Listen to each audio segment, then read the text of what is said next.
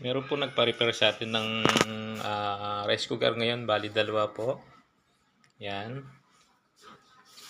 Yung malaki na standard, tapos yung isa Eureka.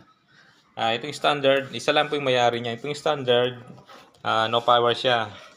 Bali, yung ginawa natin, pinalitan natin yung thermal fuse. Ito po. Ngayon okay na siya, gumagana. Yun naman isa, itong maliit, may power siya, lagi lang siyang naka-warm. Ayaw niyang mag-cook, ayaw mapindot yung cook niya, ito, switch. Bali, pinalitan natin siya ng magnetic temperature switch.